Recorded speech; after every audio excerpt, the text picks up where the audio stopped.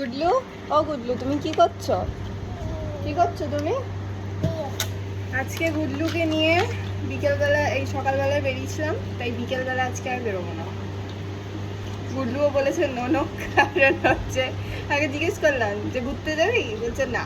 ওই বিকেলবেলা ডেলি একটু নিয়ে বেরোই না, ওই যে বলছে না, বলে যাতে না, না ও যাবে না ভেবে।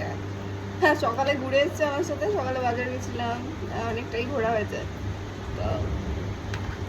আর বিকেলে ডেলি না ফোন মেঘ ডাকছে, বৃষ্টি পড়ছে। কালকে ওকে নিয়ে বেরিয়েছি, তখনই ঝরঝর করে বৃষ্টি শুরু।